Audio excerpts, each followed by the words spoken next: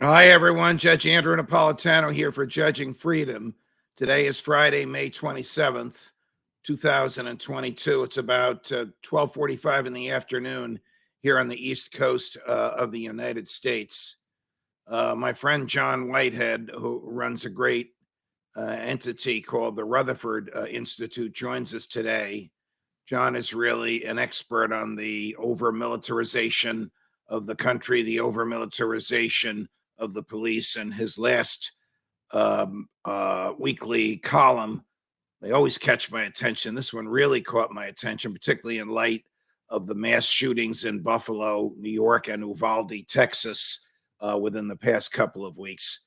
And the essence of the column is that we support a culture of death. John, it's a pleasure. Welcome back to Judging Freedom.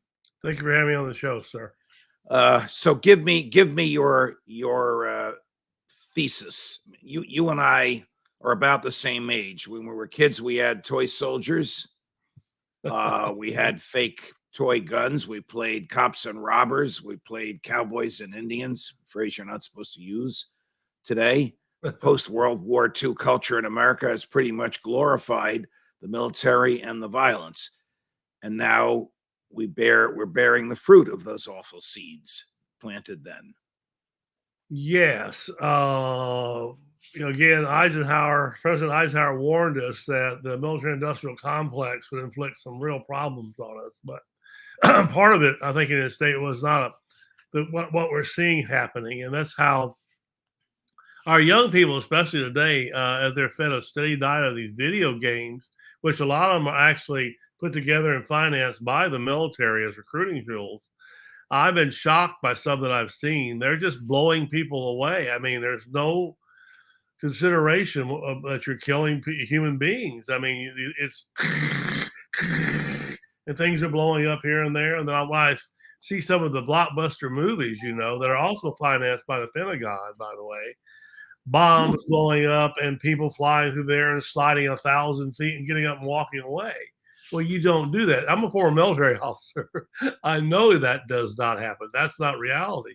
But we pose a kind of a fictional, kind of strange world around kids today, and it's really affecting young people, by the way.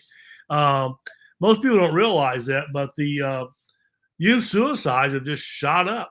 In the last decade from 580,000 to 1.2 million now. 1.2 million suicides in the United States of what? People under the age of 18? Yeah, these are kids who are killing themselves. These are, and a lot of them are teenagers as young as 5 years old. So we're creating a culture that makes no sense anymore. It's a culture that has no empathy for people, no concern for people. We've lost that idea that people are special and all that in our culture. You can just blow them away. It's just like this Ramos kid down in the class when he looked at the teacher in the eye. One of the students said he looked at her and went, goodbye. Wow. Now, what's that out of? A video game, probably. And so you have pointed out in your column that the Pentagon's budget is bigger than the budgets of the next 10 largest industrial nations, their military budgets combined. Well, it includes Russia and China.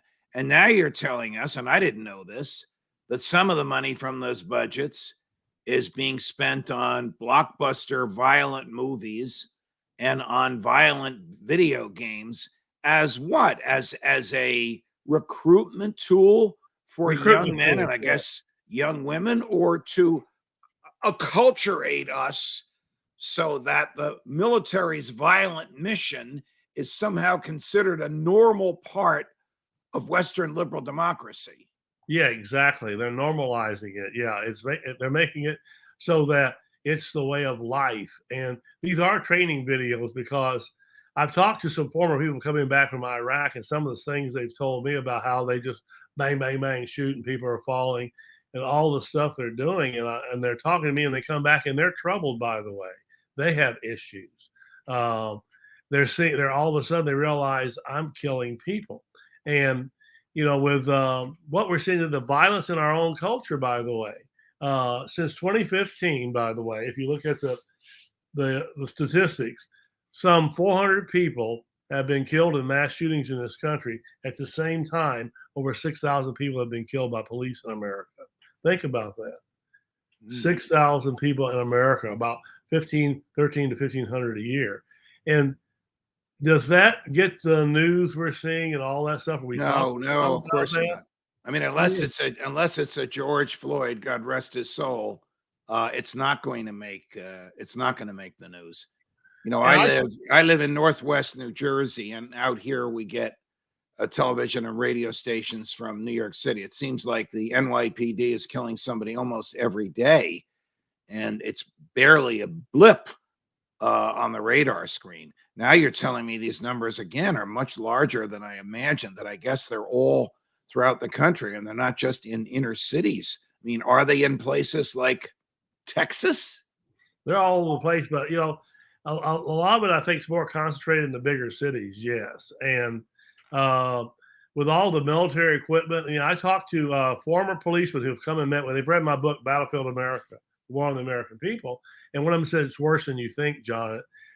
If you're in those police academies, he said, we're training soldiers today. We're not training police anymore, and why is that dangerous? He said because the American people are seen as enemy combatants, and everybody around us is now seen as an enemy combatant. So I have been arguing all week for local control of police. Now, Joe Biden and crew want to federalize the police. Thank God the Senate didn't go. FBI has already invaded police, so localizing police is the way to go. Yeah.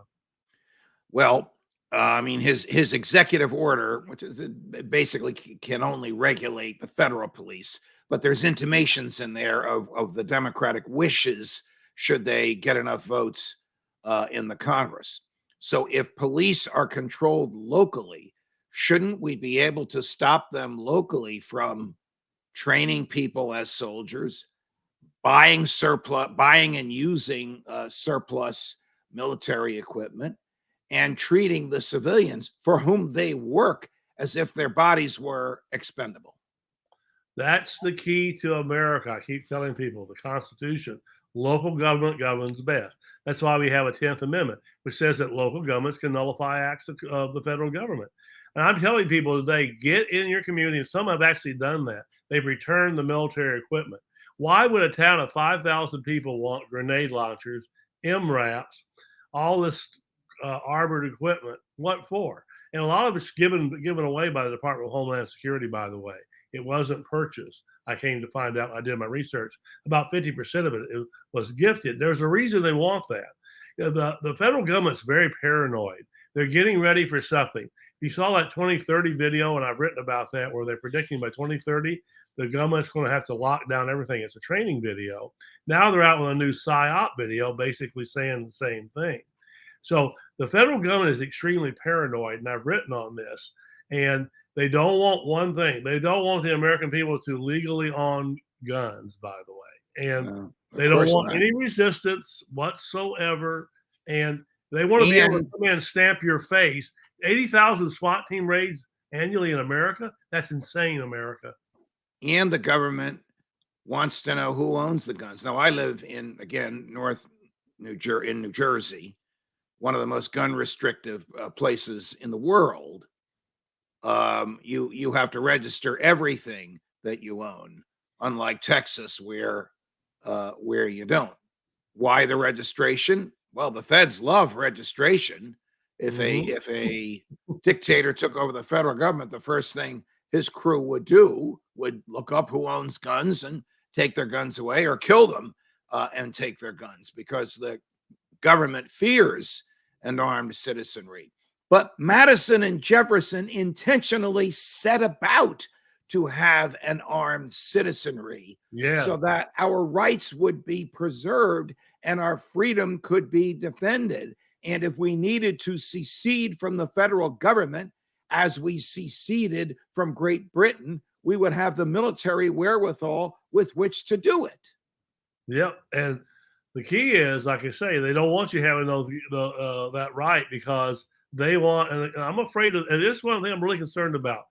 Every president I'm seeing now, maybe after Biden, is going to look more like a dictator. And I think we're moving definitely in that direction with what we're seeing. And when they start taking away the firearms, that's obvious. And I would be careful, folks. What did the fellow who wrote the Bill of Rights say? James Madison, we ought to mistrust all those in power. They're not going, we love you, American people. We want to take care of you and all that.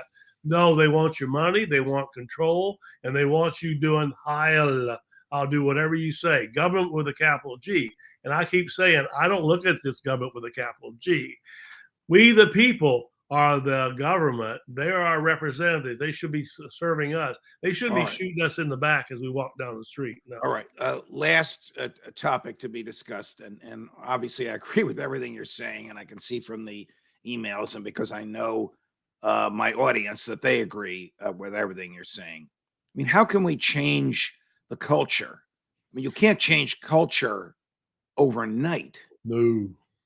It's gone a long way. I suppose it's got to be bottom up, people rejecting the government's glorifications of violence. It can't be top down because government loves violence. Presidents love wars. We all know that war is the health of the state. I mean, it's a famous one-liner, but it's absolutely true. So bottom up, changing the culture. What 2 or 3 things would you recommend? First of all, get your children are being totally indoctrinated into a culture that's maniacal, and you're going to see more craziness. Take care of your children and get them away from so many video games and all that stuff. Spend some time not watching screen devices all the time and watching mainstream media. I don't watch any of that stuff. I got away from that. The other thing, and this is the key, local government governs best. Take over your city council. I call them civil liberties oversight committees. Get together with your friends and start taking over those city council meetings, even though the FBI is going to label you an extremist for speaking at it. Stand up to your government. I think it's take the pressure and the pain that the people who really built this country took. We need to take the pressure and the pain too. Even we're going to get our head kicked. Anybody that's ever spoken out has gotten their head kicked. I get my head kicked. Judge, you get your head kicked. But we're going to stand up for freedom. Don't back down. Don't be a chicken, and make this country a better place for freedom. John Whitehead, you're a great human being. Thank you very much for joining us. Give my best to your lovely wife, Nisha. Tell her to keep the emails coming. And my friends, thank you for watching. Justin Napolitano for Judging Freedom. Thank you, sir.